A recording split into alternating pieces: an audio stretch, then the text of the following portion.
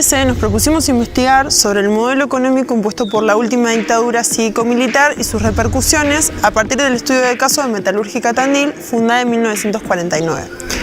Luego de realizar una serie de entrevistas, encuestas, lecturas y análisis del archivo de la Dirección de Inteligencia de la Policía de la Provincia de Buenos Aires, pudimos analizar el clima de época desglosando sus repercusiones sobre Metalúrgica Tandil.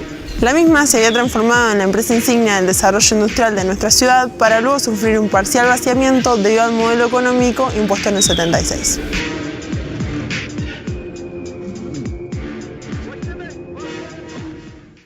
Se empezó a poner muy peligroso desde que asumió Serrano, en el 74. A partir de ahí fue de terror. Había que tener un cuidado tremendo porque las patotas sindicales y la AAA andaban. Durante el siglo XX en Argentina hubo importantes actores económicos que se encargaron de la planificación, organización y ejecución de los sucesivos golpes de Estado. Era importante dejar a un lado la industria nacional y poder abocarnos a un modelo económico neoliberal. Para esto eran importantes dos cosas. Primero, terminar con el estado de bienestar y segundo, poder eliminar la organización obrera que políticamente era muy fuerte a partir de 1955. Estas dos cosas fueron fundamentales para poder organizar el último golpe cívico-militar, que va a comenzar el 24 de marzo de 1976.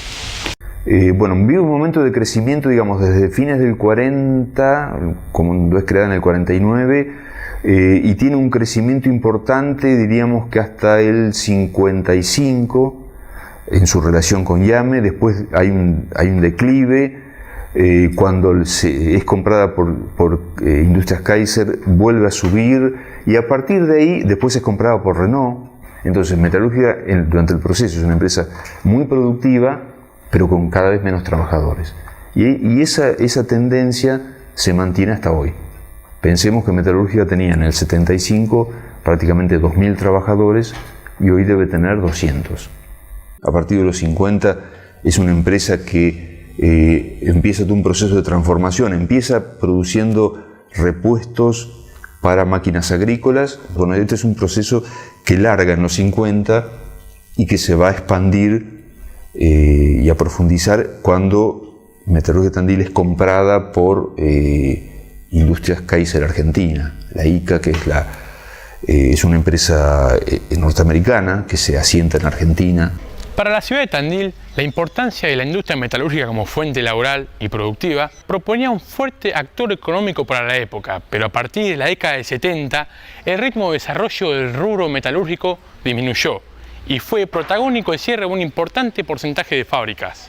Y ya aparecen en los 30 comunistas organizando un sindicato, que era el Sindicato de Obreros Metalúrgicos, en la empresa Vima. Ahí empiezan ya a organizar un cuerpo de delegados, empiezan a organizar un sindicato, empiezan las primeras huelgas en los años 30, en el 36 particularmente hay una huelga muy importante de este sindicato, y en donde empiezan los primeros intentos también de elaborar reivindicaciones y lo que se llamaban los pliegos de condiciones, y un intento de negociación entre trabajo y empresa, digamos, ¿no? Para llegar a algunos acuerdos. Ya diríamos que a partir del 45, 46, el sindicato reaparece ya organizado por activistas adheridos al peronismo, y el sindicato, digamos, empieza como un sindicato independiente, digamos, un sindicato, diríamos, prácticamente de empresa, un sindicato que tiene que ver con Vima. No hay trabajadores de otras empresas ahí importantes, casi todos los miembros del sindicato son de Vima, y después ese sindicato después va a ser sobre todo un sindicato que represente a Metalúrgica. Cuando Metalúrgica en 1949 es creado y empieza a crecer, entonces la proporción de activistas, delegados y dirigentes empieza a ser más claramente favorable a Metalúrgica, ¿no? Y después ese sindicato, que había nacido como un sindicato único, sindicato de empresa, se va a transformar en la seccional de la UOM. Dos grandes fábricas como son Metalúrgica y Vima, y todo un grupo grande de pequeños y medianos talleres que fabricaban diferentes cosas. ¿no? Por ejemplo, fabricaban molinos de viento para el campo, piezas para cosechadoras, carpintería metálica para las casas. Es decir, entonces hay dos grandes empresas, pero también hay multitud de talleres pequeños y medianos. Entonces, el sindicato tenía que representar a todos esos establecimientos. Entonces, generalmente el secretario general y el adjunto pertenecían a Metalúrgica. La mayor cantidad de votos venía de Metalúrgica Tandil. Entonces, las principales autoridades provenían de esa empresa. Pero también, como tenía que representar a todos los demás, vemos que los cargos menores son repartidos entre los otros establecimientos, ¿no? Yo trabajé en Metalúrgica desde el 10 de enero de 1967 hasta el 10 de mayo de 1977. En el principio, cuando yo entré, había un sindicato que era la UOA. Al poco tiempo, antes del 70, hicimos una asamblea y generamos, conseguimos que ASIMRA, el sindicato de supervisores y técnicos, se instalara en Tandil y nos anotamos todos ahí. Desde la militancia con mis compañeros de trabajo, fundamentalmente lo que se denunciaba muy fuertemente era la burocracia sindical. No se denunciaba tanto a la patronal. Sí se denunciaba, pero no era el eje. El eje era la burocracia sindical, denunciar los abusos y los fraudes, lo que hacía el sindicato oficial.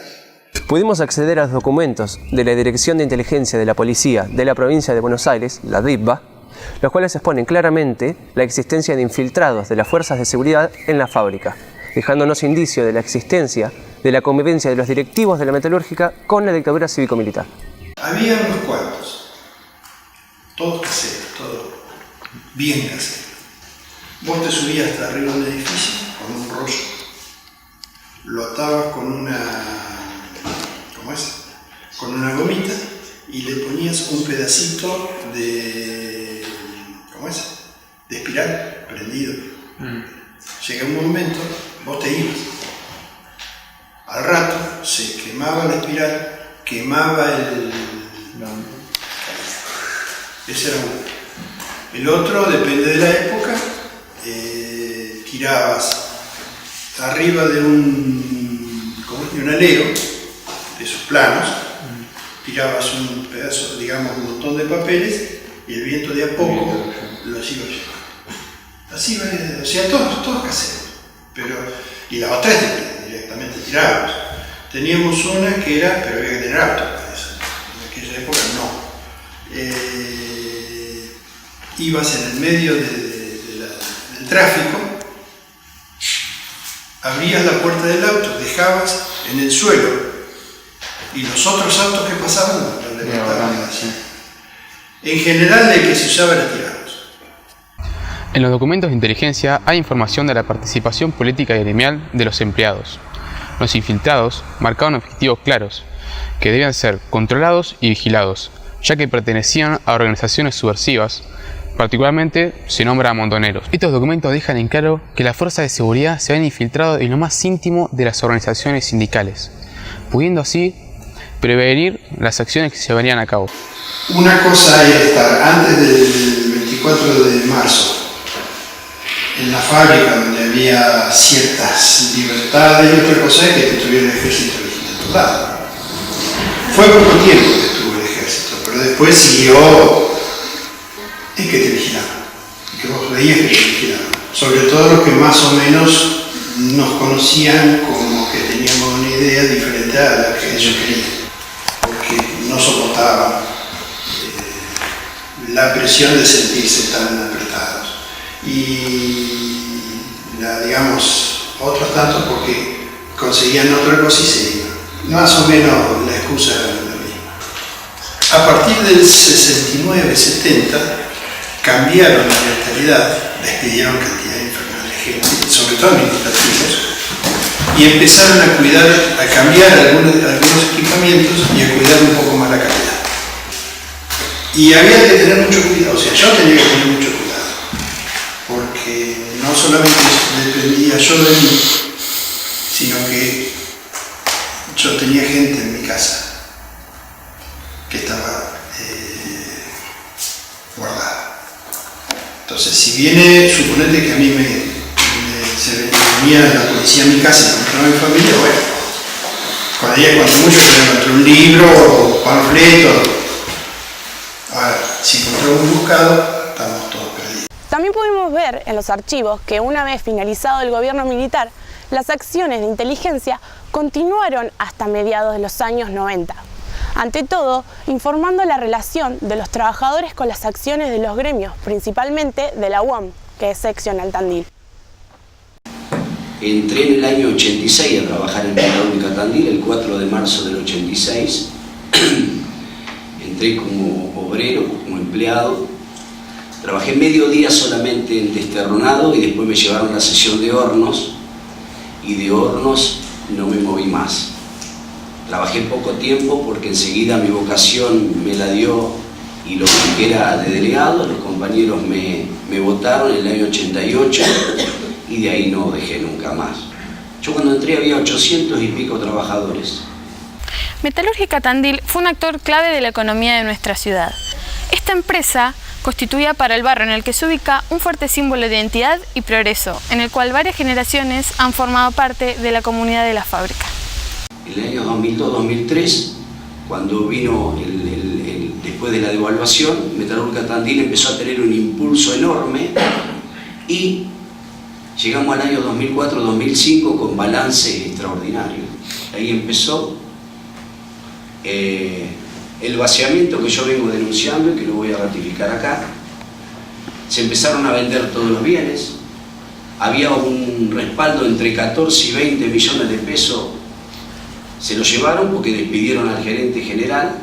Estas operaciones nunca jamás supimos a quién se la vendieron y dónde fue a parar la plata. Fuimos al barrio donde se encuentra Metalúrgica para conocer la opinión de los vecinos. Realizamos más de 200 encuestas y a raíz de ellas pudimos obtener algunas conclusiones. La mayoría de las familias que viven en el barrio hace mucho tiempo, inclusive antes de la fundación de Metalúrgica, están de acuerdo con el funcionamiento de la fábrica, ya que muchos de ellos pudieron acceder a un trabajo estable y vieron crecer el barrio. A su vez, los vecinos que tienen menos de 10 años en la zona están en desacuerdo con el funcionamiento de la fábrica por la contaminación, la suciedad y los ruidos. Hoy la situación en Metalúrgica Tandil está bastante complicada. Nosotros tenemos 189 compañeros. Creemos que Renault no la quiere más. Sabemos que no la quiere más. La han devastado. La planta está con un desgaste y una precariedad total. Y además hay un problema que es muy especial. Los puestos de trabajo están en condiciones deplorables y tenemos una industria del juicio de los vecinos por toda la polución que sale hacia afuera. Decir Tandil significaba pensar en la industria metalúrgica. El sonido de las sirenas, que marcaban el cambio de turno, mezclaban a cientos de vidas que latían al ritmo de la maquinaria industrial. El humo típico que salía de sus chimeneas representaba para nuestra ciudad progreso, trabajo, consumo. Pero una parte de la clase económicamente dominante pensaba un modelo distinto. Tenía planeado un futuro donde no había lugar para una industria nacional. El 24 de marzo de 1976, una noche larga y cerrada descendió sobre nuestro país. La maquinaria represiva se puso en marcha. La Argentina había cambiado, ya no había lugar para el modelo industrial. Los referentes sindicales defensores de los trabajadores fueron callados, desaparecidos, siendo una de las principales víctimas del terrorismo de Estado. Entonces, el camino quedó libre para los negociados de los empresarios, quienes solo pensaron en la productividad, en la ganancia, en su ganancia. Metalúrgica Tandil así disminuyó sus latidos. Sí se mantuvo su producción en detrimento de la cantidad de trabajadores, dejando a miles de familias sin sustento. Un gran esqueleto de metal y cemento, un Tandil que debió reconvertirse económicamente optando por un medio que no tiene lugar para todos. Una industria sin memoria.